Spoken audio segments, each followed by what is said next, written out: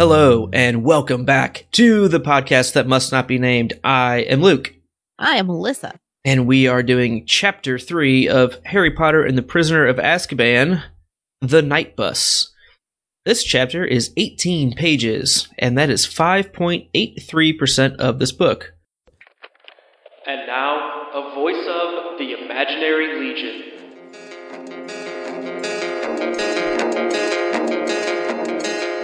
Chapter 3, Medieval Transport. Harry, exhausted from hauling his trunk and Hedwig's cage from the Dursleys' house, found himself on a dark Muggle street.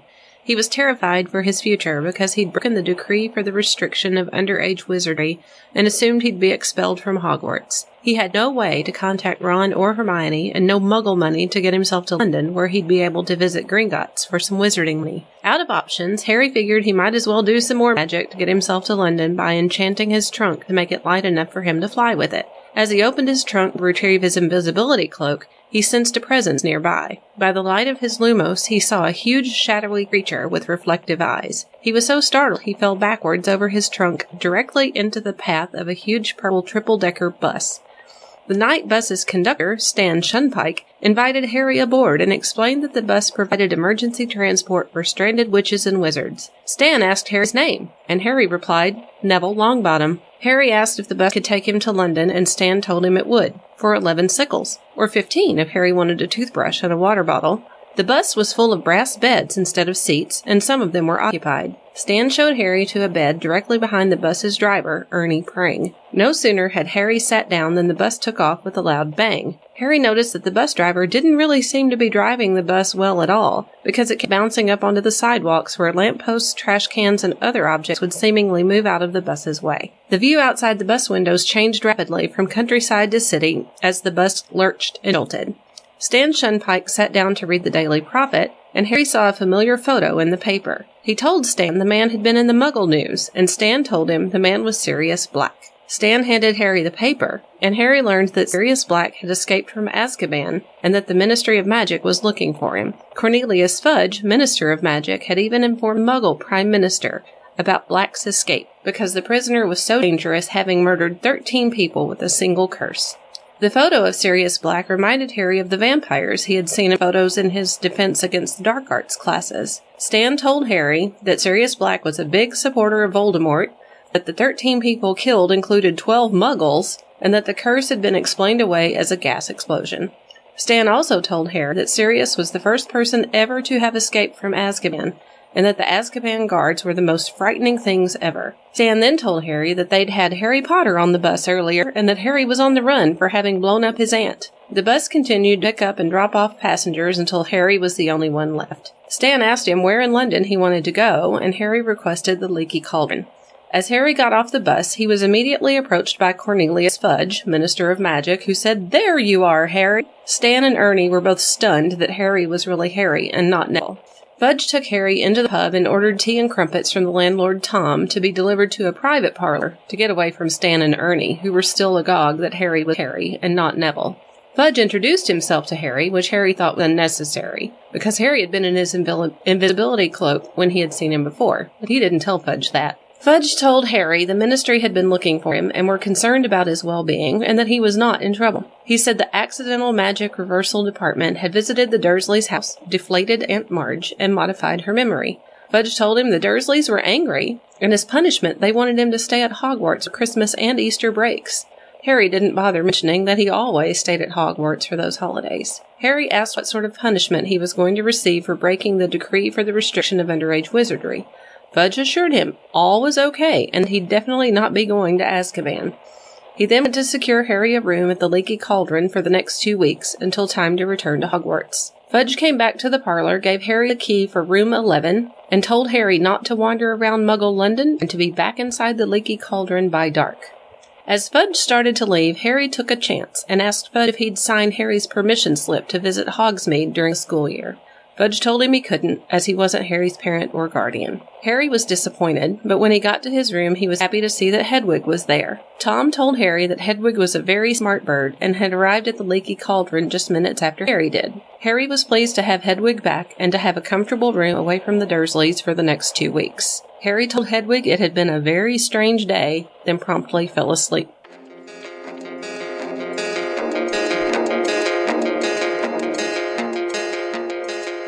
had a couple of new characters appear in this particular chapter. Yeah, we did. Exciting, new, fresh, fun characters. Fantastic ones. Stan Shunpike. Yeah, he was a hoot, right? He was a hoot. Ernie Prang. Yeah, a good character. Driving around. May or may not actually have certification to be driving a bus. I think we'll get there. We'll talk about it. Madam Marsh. Yeah, kind of just hanging out on the bus on her way somewhere. Exactly. And then we got a full name, Miss Marjorie Dursley. Finally. AKA Aunt Marge. You know, a character we've, I feel like we've introduced 2 books ago. We finally met this book, and finally a full name. Introduced, reintroduced, talked about. Yeah, so I noticed in locations, there was a location that we forgot to mention last chapter. It's not a big deal, but it's Magnolia Crescent. It's a road right near Privet Drive. It was mentioned in chapter 2, and we did not mention it in our podcast episode. So, sorry to the fans. Another location, which could qualify as Magicabulary as well, because it's a traveling location, is the Night Bus. Could maybe even be a character at this point. Who knows? Well, and even looking like not only was it a traveling location, it traveled in different places. Right. It landed and then it was down a country lane and it was in London and a bunch of other places. So not only was the Night Bus a location, it traveled to locations that were various. Yeah, it's a real farmhouse that had to jump aside. The real jet-setting Night Bus. That's right. Some Magicabulary that I saw was the International Federation of Warlocks, and we also have finally heard of the Accidental Magic Reversal Squad, which seems like a pretty exciting job. I feel like that is the job that they need to write a book about. Yeah, I think so. That could be a pretty exciting, some kind of like anthology. Yes. I know, short like, stories, SVU type stuff. As teachers, we always say, oh man, we should write down that story. And like just a collection of little short blips of things that have occurred in our teacher lives. Accidental magical reversal. I feel like that would be even more interesting. Yeah, I'd say so. It's quite a variety of things that we've seen just at Hogwarts that go nuts. Just think about when you have a bunch of fully trained wizards accidentally doing things. Who knows? I wonder how much, like you say, fully trained, but I'm sure there are varying degrees of training. Let's say fully qualified. Maybe not trained. Okay, I will go with you on that. So we have an illustration, and it's Harry and a row of beds. Yeah, looks like some short bed frames with right up to next to the windows on the bus, I'd assume. I'm not sure which level. I'm assuming not the top level. Well, I imagined the top level being covered as well. Oh, see, I imagined it as an open air. But that's the more typical, I think. I don't know. And I'll have maybe we'll look through here real quick and see if the description says. I know it says triple decker. Right. A triple decker violently purple bus with gold lettering. And even the conductor is wearing a purple uniform. And I don't think we ever see anything above that because Harry stays right behind the driver. He doesn't get to go up. So we may not know. Yeah, I think that's the case. Okay. But yeah, the beds, I don't know, look comfy, even though we know that they roll around and shift around. Well, they'd probably be comfier if they maintained location. Anchor them down. Within the bus, yes. Right. Yes, anchored down. This chapter seemed pretty short, but they went through quite a few different little scenes. What was your first note that you had there, Melissa? So my first note really talks about when Harry is, beginning his life on the run, and as he was trying to problem solve, where do I go? What do I do? Which I really liked. It was very Gryffindor of him, not just, oh no, woe is me. It's okay. What are my options? What do I have to do? The idea that he could bewitch his trunk and put it on his broom and then put on his invisibility cloak. Can you fly on your broom under an invisibility cloak? I don't really see why not. I mean, as long as you actually have it wrapped around you to where it doesn't fly up and flap off of you. I mean, it's kind of like if you're sitting on the couch, you can kind of wrap the cover underneath you and maybe you can do something similar. My thought is you would also have to wrap the trunk and the broomstick and keep it anchored in the wind. I feel like that would be quite the challenge. There would need to be some clips or something involved. Yeah, I mean, he was saying he was going to magic the trunk to float, and I guess tether it to the broom tail as well. Right. And yeah, I think hiding the trunk makes it a little tougher. But if it was just like a single person with that going on, I think that's probably doable. You know? Okay.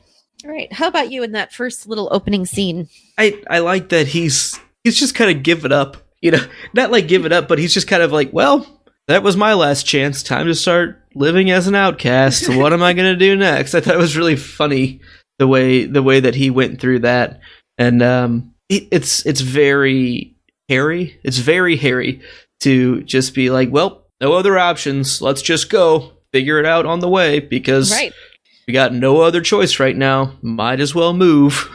And I have to have money, therefore I have to go to London. So I'm going to London. Yeah, hopefully Problem solved. Hopefully I can beat the owls before, they shut my Gringotts vault down. Right.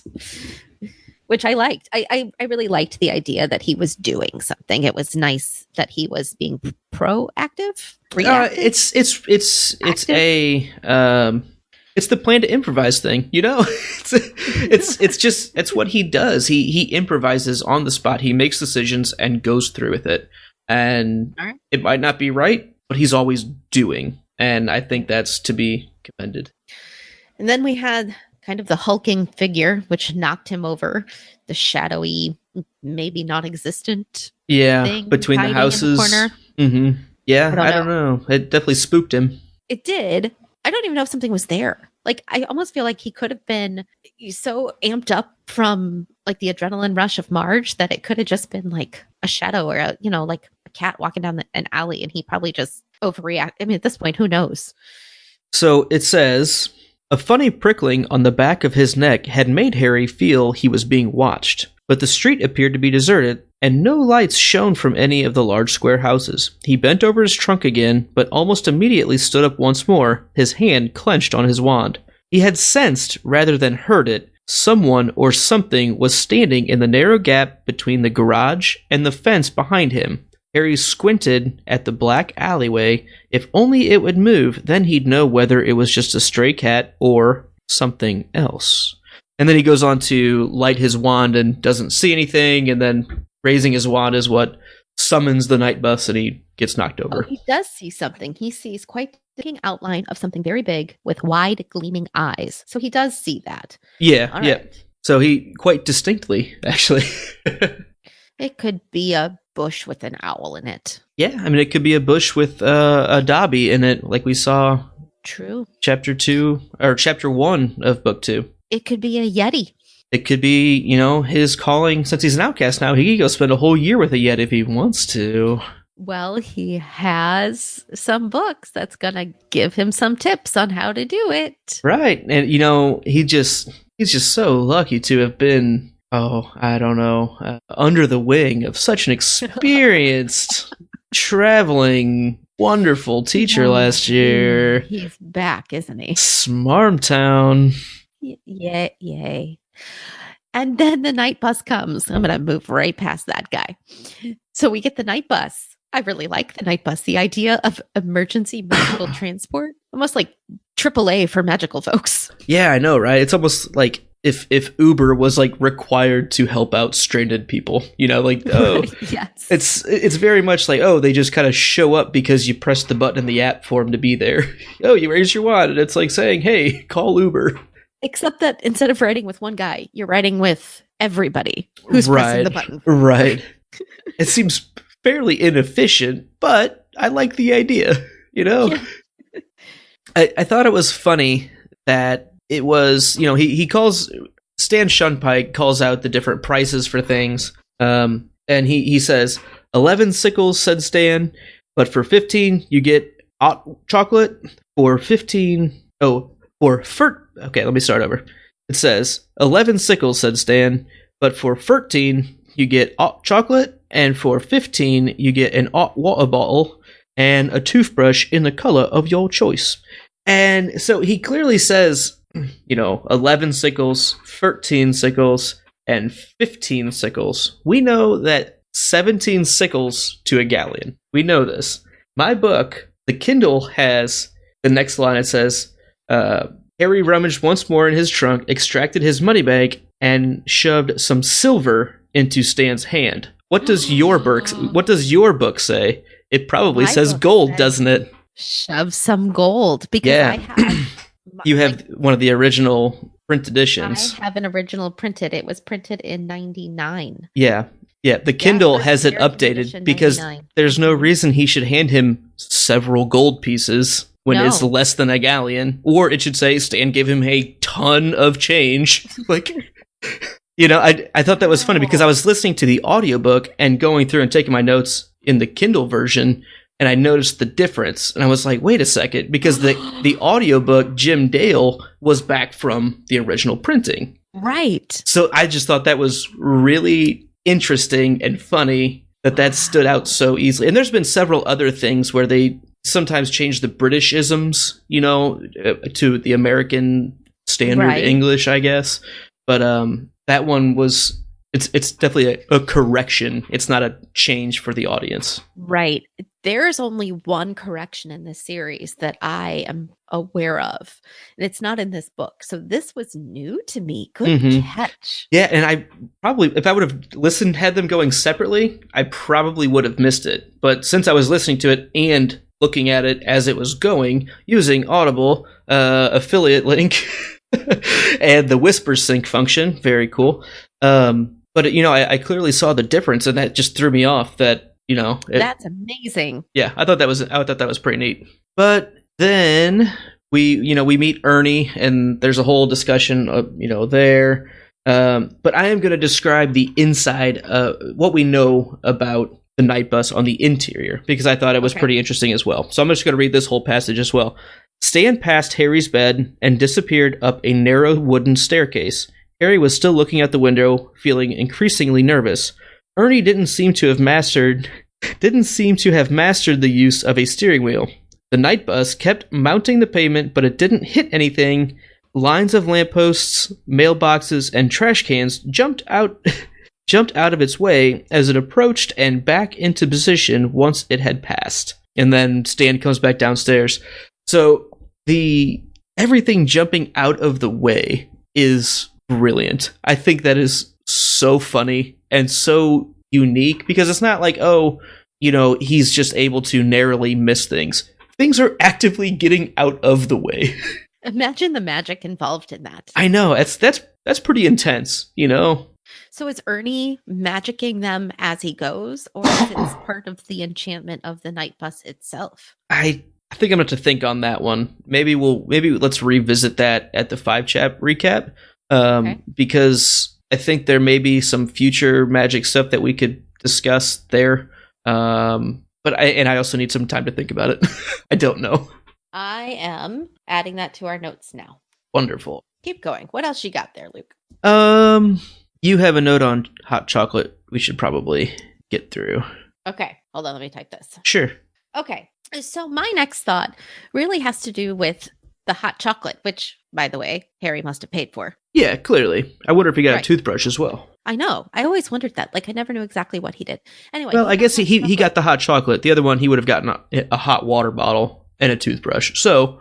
True. I'm assuming he went with the 13 sickles option.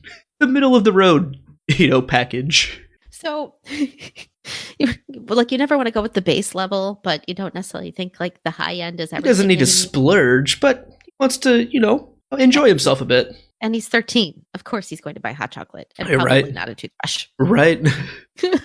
That's what I would do right now. Yeah, probably me too, because I have a toothbrush. I have a toothbrush already. Yeah. Okay, so the line that I kind of took off of was after a lot of conversation with Ernie and Stan, and again, jumping past bushes and wastebaskets and farmhouses and telephone booths. After a while, Stan remembered that Harry had paid for hot chocolate, but poured it all over Harry's pillow when the bus moved abruptly from Anglesey to Aberdeen. Why did he not just clean it up so quick and give him a new one? Shouldn't there have been some sort of easy spell for hot chocolate reparal? Luke has no comments on this. Where's that at? I want to. Page 41. Well, that's not going to help me, unfortunately. What? Well, it is on page 41. I'm not doubting you. It's at the top of page 41. What's it after? It's right before they get to Leaky Cauldron. Oh, okay. So it's towards Like the end of the night bus. Okay. After they talk about Sirius Black. Okay, there it is. Whew. I mean, it just says that, it poured all over Harry's pillow when the bus moved abruptly. It doesn't mean he didn't still clean it up afterwards or give him another one. It's just, okay. He was about to hand it to him and it spilled all over. So maybe they were getting close enough to their stop that he just was like, forget it. I'm not going to have enough time to let it cool down. Your marshmallows are probably stale. I just keep it at this point. I'll take my 2 sickles back. Just forget it. It's not worth it. Yeah. All right. I don't know. That's responsible, financially responsible Harry speaking. It is responsible-ish. Not Harry's fault that it spilled. No, it is not Harry's fault. I would demand a new one. Give me a to-go cup. All right. Give me it in a Turvis. Shout out to Turvis. Without marshmallows, because gross. Oh, I love marshmallows. Not in my hot chocolate. Oh, absolutely. Absolutely. So while they're on the night bus, they have a nice little discussion about Sirius Black. And, it goes on to say in the article, another so wonderfully written article, or newspaper clipping, I should say. And it says, Muggles have been told that Sirius Black is carrying a gun. And then in parentheses it says, a kind of metal wand that Muggles use to kill each other. It's so JK. It is so slipping in I'm going to say a political thing, because I imagine she's anti-gun in general, and it's just kind of funny that she's pulling that as the only description of what guns are for, because they're to kill things. But it's funny that that Muggles use to kill each other. Just hilarious. It's hilarious. Can you imagine sitting down and writing this newspaper article and saying gun, and then realizing that the people reading the article aren't going to know what a gun is? Now, the people reading the book that the article is in are going to know because we're Muggles, but the article is written for wizards who don't know what a gun is. So to get to write the definition of a gun from whatever perspective you want, that's pretty interesting. I think I have some overarching problems with the separation of Muggles and the wizarding world, and like the historical news transfer. Like how have they never seen Muggle warfare before? That seems very, very unlikely when so many of them don't live that far separated from the Muggle world. Right. I mean, Ottery St. Catchpole is a Muggle town that's right down the hill from the Weasley's house. I mean, I imagine most wizarding families aren't that far from Muggles. They might not deal with them on a regular basis or, interact much. I think that they probably do, but we don't hear about it. And like the fact that they've never seen any footage of World War II or anything that was that globally impactful, that seems unlikely to me. I agree, but it's still funny. It's definitely funny. That's funny. Probably why it was done. Oh yeah, there's some other things, not just with that, but we'll revisit that at some other point. I just felt like that was like, really? Don't know what a gun is? I guess. I don't know. It's definitely funny. I like the way it was written, but I have problems with it. Like sometimes, even just in our normal everyday lives, the random things in newspapers or on news media that they like have to explain, that seems so pointless. You really need to spend time explaining that to us. So it might be another version of her, not just maybe taking a jab at how dumb papers have to write. Well, or how dumb the papers expect that they have to write. Mm-hmm. So yeah, that could be fair too. Maybe that might be something along those lines. Yeah, I'm okay with that. So then it goes on to discuss how Ernie and Stan tell Harry about how 13 people were killed with one curse. We learned that Sirius Black blew up a street and killed a wizard and 12 Muggles. That seems pretty drastic. Like, I don't know. I mean, a gas explosion, I guess you can sweep that under the rug, but that's a pretty big public event, Oh, right. That's pretty amazing magic to be able to pull off that much destruction and with one bang. I want to know what the curse is. Yeah, or I wonder if he really did just some kind of like destroy the ground, but it did hit a gas main, and it really Maybe. did erupt, and ignite. That could be possible, right? Sure. Absolutely. And of course, I we mean- have. Oh, go ahead. No, I was going to say it's not like we've seen a lot of magic. So, Hold on. Try that again. There was a internet thing. okay, I said it's not like we've seen a lot of powerful magic yet that would be capable of killing 13 people without that sort of explosion. Right. Especially, villainous, destructive type magic. We haven't seen anything other than the curse that didn't work on Harry, right? That's pretty much been it. Right. Well, Or actual villainy. I think. mean, we saw a mishandled memory charm. That was villainous-ish. Yeah. But again, it was mediocre villainy. Yeah. That's a tool. It's a neutral tool, right? In the hands of a bad man. You are a bad man, and you are the friend of a bad man.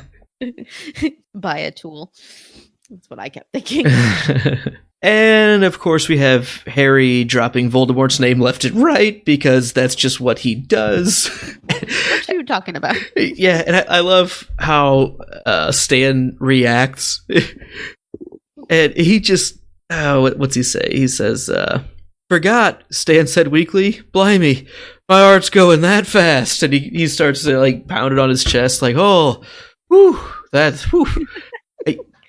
Yeah. I don't know if I can handle this. Again, I think it's kind of funny or odd how much a name really affects people, but I think it's funny. His reaction is so over the top.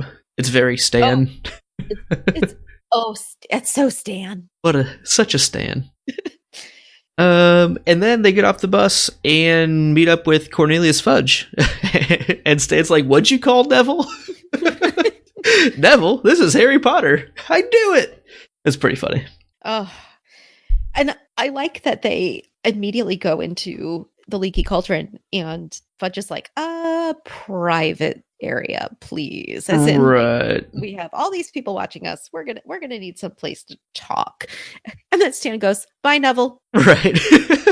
Do you think he was Told you. just kidding at that point, or do you think you just had a hard time switching mental gears on the name? I like the idea that Stan is smart enough to just be playing up the Neville thing. I always assumed he was not the brightest bulb in the box, Mm-hmm. and he forgot, he couldn't wrap his brain around the idea of it not being Neville because Right. that's Neville. That's how I've always read it, but this time I tried to actively think, and not there's anything future that changes my opinion of it. It's really just I tried to give him the benefit of the doubt that maybe he was pulling one last quick jab, "Oh, see you, Neville," just kind of jokingly. I don't know. I just gave it a shot.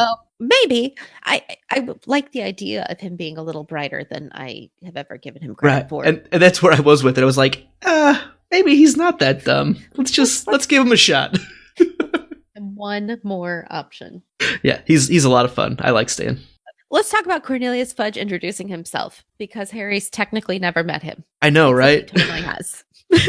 Yeah, and that was definitely a really funny thing. Where, do you want to go ahead and read it? Yeah, absolutely. Okay, yawn first, but I'm going to read it. It says, Harry sat down, feeling goosebumps rising up his arms despite the glow of the fire. Fudge took off his pin-striped cloak and tossed it aside, then hitched up the trousers of his bottle green suit and sat down opposite Harry. "I am Cornelius Fudge, Harry, the Minister of Magic." Harry already knew this, of course. He had seen Fudge once before, but as he had been wearing his father's invisibility cloak at the time, Fudge wasn't to know that. Yeah, it's pretty quick on his feet, to know that he shouldn't say something. I don't know if we always get that from characters. It's nice to see Harry has that. I think we see that from Harry a lot. I agree. Harry tends to kind of go into a quiet, I'm just going to watch mode, especially around adults. Mm-hmm. He did it in book 1 when McGonagall went off to get wood, and he was thinking, what is wood? What is she going to do to me? And it ended up being Oliver Wood. But instead of talking back or asking, he just real quiet. He got really quiet, and he was like, okay, we're going to see. And I wonder if that's a byproduct of living with the Dursleys. Absolutely. I was, if you were going to say it, I was going to, because, when you're constantly being abused. I mean, physically, emotionally, everything. You know when you need to just don't say anything. Let's not help their case. Let's not give them any reason. So you are very meticulous about the information that you unveil because it's going to be used against you. It's so ingrained in him at this point that I have to be careful on what I do because things will go badly for me if they misinterpret what's going on, which they will because that's how I was raised. All right, so hold on. I'm looking up something here really quick. Okay. So from the moment he got off the night bus and said goodbye to Stan, before he knew Cornelius Fudge was there, that was on page 41. Mm-hmm. Give me just a moment. Sure, we have all the time. Harry says bye. That's it. That was a quote. One word on page 43. Bye, Harry said miserably to Stan and Ern as Tom beckoned Fudge towards the passage that led from the bar. Harry doesn't speak again all the way until almost the bottom of page 44. Is that when he corrects him about the Dursleys or staying at Hogwarts? I always stay at Hogwarts for Christmas and Easter holidays, he said, and I don't ever want to go back to Privet Drive. We're talking 3 pages where he says one word. Yeah. And there's really 4 pages. Right. One word. Yeah. That's definitely I don't know if pleading the fifth is the right idea, but the right to remain silent kind of thing. Like, let's not give them any evidence. Not that he did anything wrong, but like I said earlier, he's just so used to what he says being misconstrued and used against him negatively that he's quite careful. He's learned I'm better off to just say nothing. Let's let them talk. Yep. Maybe correct as we go. I'm not going to offer anything. And he really doesn't even participate anymore in the conversation until Cornelius sort of throws off the fact that he's like, well, you're going to be fine. You'll go to Hogwarts. And he's like, hold on. Wait. Aren't I supposed to be in trouble? Right? Like, I should totally be in trouble. Where's the punishment? Like, I'm not asking for it. Where is it? Right. What do you mean I'm not in trouble? What do you mean this whole accident thing? I don't understand. I got an official warning because the house help did a thing and I got in big trouble and now I blew somebody up and I'm good. Right. Can you help me out with that? Because that seems a little off. I love that he's like, the narrator speaking for Harry is like, this is very different than what Harry remembered, in his previous dealings with the Ministry of Magic. Right. It's very funny. I do really enjoy, however, that he takes that sort of like, oh, shucks, kids will be kids thing and was like, well, really the only thing he offers to Fudge, the only sort of conversation that he initiates is to say, well, third years at Hogwarts are allowed to visit Hogsmeade. Do you think you could sign it? Right. Might as well try because everything else has been crazy. So let's try it. Maybe he'll say yes. Why do you think he wouldn't say yes there? I don't know. The same reason why he's not getting him in trouble because I don't know. I would say that as an official, it'd be hard to defer over guardian decision making. Do you know what I mean? As a teacher, it's hard for me to step on the toes of parents, even parents who maybe are doing things I don't agree with. So something along those lines. Yeah. And maybe Fudge is pretty savvy at knowing limits like that. I mean, clearly he's a public official. He should be pretty aware of his limitations of his power. Maybe he's, very averse to any kind of corruption type stuff, I don't want to throw my name around just to get special privileges and things like that. So maybe he's very aware of those things. I don't know. Or on the other hand, again, public official, politician, how will this affect me? Will this be good for me? Will this be bad for me? Mm-hmm. I'm going to say no until I know. Sure. Do some polling. Right. Yeah, no, I'm going to gauge public opinion. Could definitely go both ways. Right. All right. What else do you? I love how blunt Harry is with Fudge in this whole scene. With the hold on, aren't I supposed to be getting in trouble for this? I like that he kind of owns up to it. He doesn't try to hide or scare away or scurry away from the issue. He mans up, I think would be the term, and just accepts what the punishment would be. And then it's he questions the whole thing of what's this special treatment? Why? What am I going to pay for this special treatment somehow? Like, you can tell Harry's just got those gears working. It seems like what? Why? I don't know. Why am I not in trouble? Yeah, I don't know. My last thought is I like that they deflated Marge. Right. They punctured her. Yeah.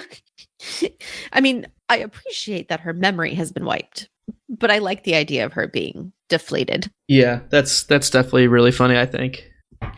I wanted to see that. Like, did she go flying off? Was she tied down? Like a balloon. Just like when you blow it up and then let out, don't tie it, The but air, just, yeah. Yeah. I taught that lesson a few weeks ago. The force of air. Air has force. I have questions, and there are 5 of them. Are they And burning? they may or may not. They may be burning. They might be blue flames living in a jar. All right, well, let's light them up. What do you got? All right. What price point would you choose for the night bus? 11 sickles for just the ride, 13 sickles for a ride and hot chocolate, or 15 sickles for a ride, a toothbrush, and hot water? Easily. It also comes with a hot chocolate. Yeah, I think that changes the answer. You know, are they stacking offers? It doesn't say. It doesn't. So that would change my answer, I think. So when we first talked about this earlier, let's assume it stacks. I think Okay. that's fair, right? So assuming that the packages stack on top of each other, the 13 sickles for the ride and hot chocolate, pretty good option. You know, I think that's the one that I would initially say. Right. But this is something I thought about after we spoke about this earlier this episode. So 10 minutes ago. 15. Think about when you would be using the night bus. You're usually stranded. You're not going to have you're not going to have a bag packed. You know, typically it seems like it's an emergency pickup. So you might be pretty disheveled. You might be out of place. Having a toothbrush, pretty nice. Hot water bottle to maybe, you know, clean your face, you know, clean yourself up a bit. Pretty nice. Well, I assume the hot water bottle was to warm the bed that you'd be sleeping in overnight, like as the bus traveled. I don't know what a hot water bottle is used for, I guess, but I don't really either. I'm assuming heating my sheets, which I'm a big fan of because I don't like to be cold. see, I would use it to clean myself up. I like a cold bed. Because you're weird. Yep, but I will go for the 15 sickles for the ride, plus toothbrush, plus hot water bottle, plus hot chocolate. I think it's going to depend on how hungry and thirsty I am. Yeah, definitely it's going to depend on that and like what environment and condition you find yourself in overall. Here's the other one. Are you ready for this? Yeah, I'm ready. Am I traveling alone, or is it me and my husband and my 3 children? Right. Because if it's me and my husband and my 3 children, 11 sickles, please. Nobody needs hot chocolate. Nobody needs a toothbrush because I ain't got money for everybody to do that. Me all by myself, I'd probably get a hot chocolate. Fair enough. Because it increases exponentially when you add people. Yeah, definitely. Well, it increases linearly. Linearly. Okay, fine. It increases significantly. It goes up. A lot. And I don't have those kind of sickles. I'm running low on sickles. Papa needs a new set of sickles. Oh, man. Question 2. How do we know that Ernie Prang is qualified to drive the night bus? He's driving the night bus. That's the only qualification we have. we have no idea. Would you call his driving successful? I mean, he got where he was going. Didn't hit anything, did he?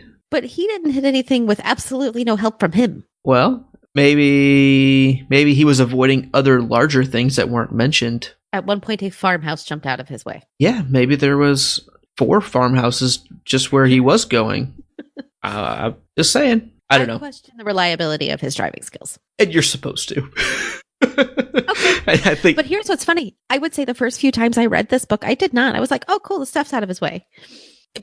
It just moves out of his way. Other cars, fine. That means you can fit through different spots. I'm cool with that. And this time I'm like, that's really, really, really unsafe. Literally anyone could be sitting in that steering wheel position and just go. Yeah, so why have him there at all? Kind of. Press the gas pedal, I guess. Maybe? Like, does he need to be there to navigate to the new location? I feel like he's doing more than what it seems like, you know? Okay. I feel like there is maybe some magic that he is doing to guide the entire convoy, the overall trip. Okay. But that remains to be seen. Okay. Question 3. Why did Fudge get involved in a matter of underage wizardry? Isn't that below his pay grade?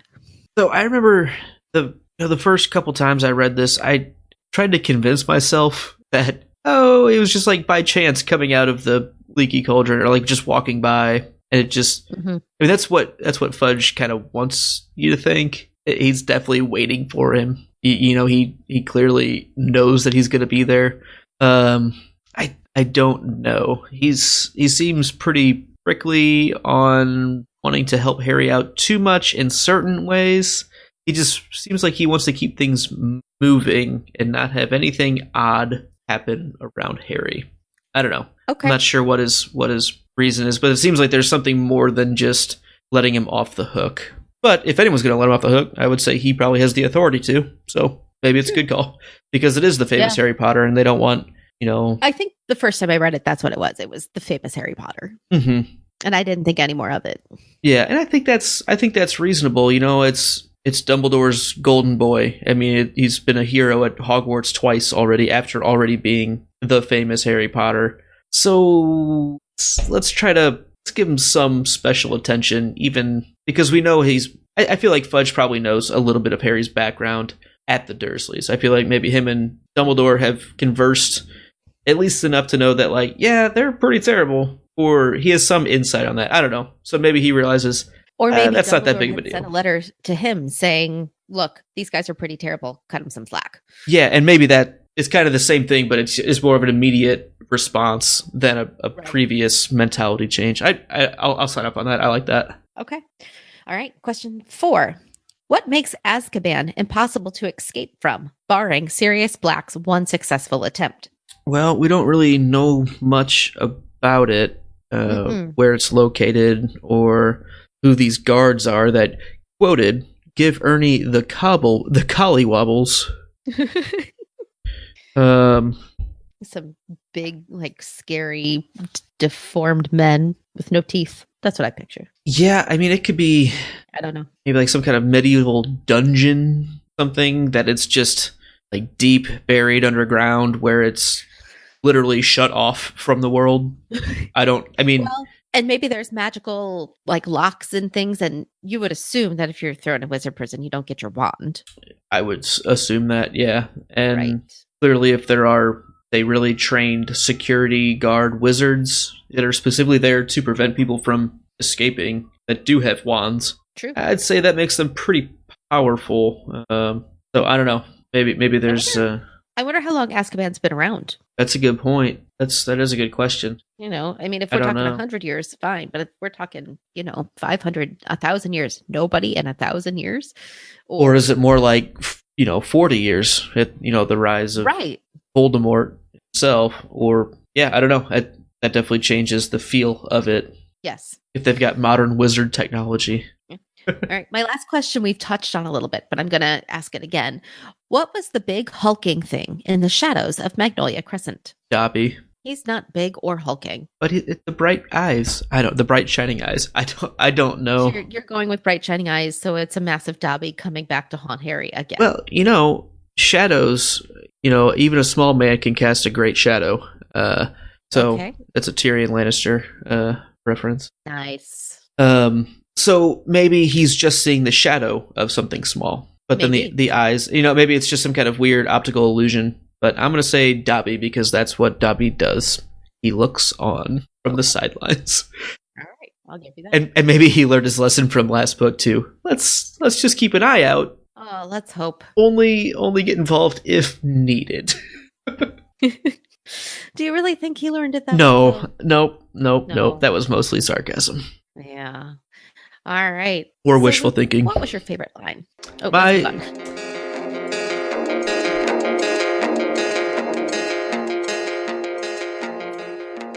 favorite line.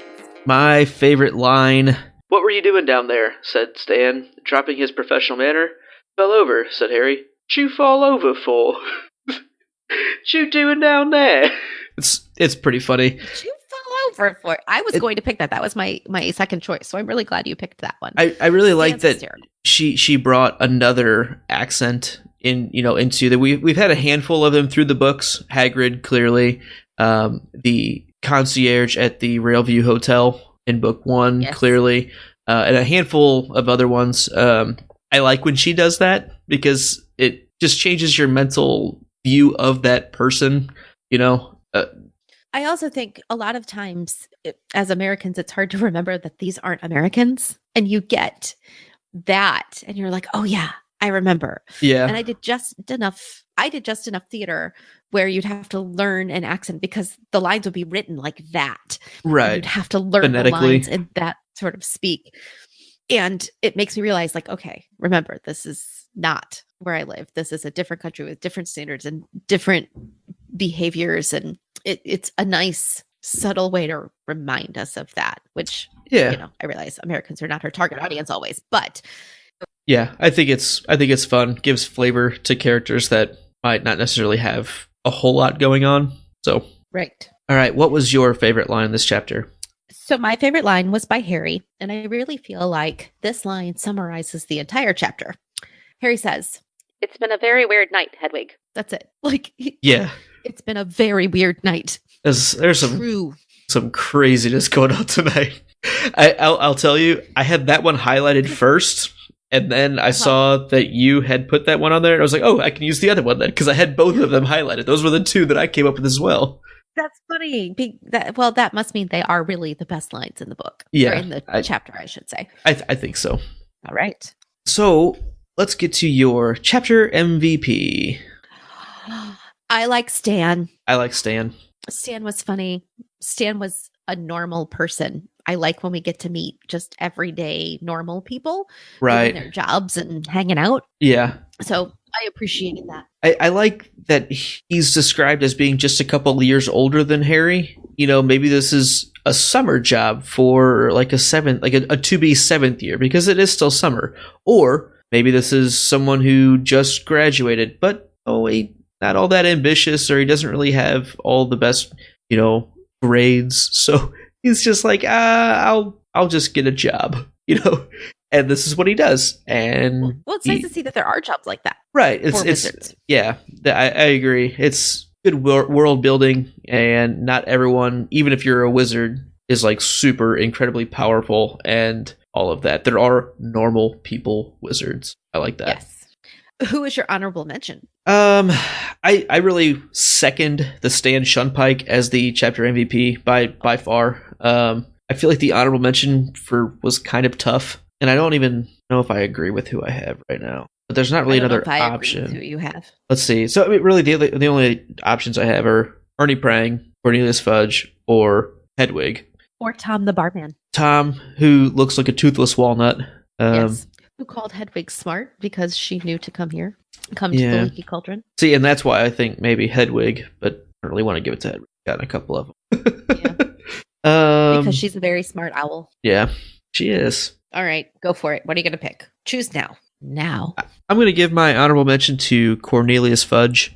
Okay. I don't agree with everything he did this chapter, and it's a little fishy as to his real intentions. I think he seems harmless, but I'm kind of with Harry on this one. Like, why is Harry being let off the hook? He's getting the honorable mention because he's letting Harry off the hook, and that helps us Harry stay out of jail or anything. And then he also, helps. It seems like he sets up Harry being able to stay in Diagon Alley. He's not forcing Harry to go back to Privet Drive for the last 2 weeks of summer. So he's kind of setting Harry up in a safe place, and I think that's pretty responsible. Okay. Sounds good. I talked myself into it. You're very unsure. I like where it went. I feel like I could make a really good case for like Ernie and change your mind, but I don't have that much energy. That's fine. Okay. But it could be Ernie. It definitely could be. Now I want to find somebody else that in the chapter that I want to start arguing with you about. Who's the lady who was on the bus? Oh, Madam Marsh. There you go. Madam Marsh. She wins. Okay. She has my backup honorable mention just because she was in the chapter. Okay. I think she was like the only other character. She's the only girl. There you go. Fair enough.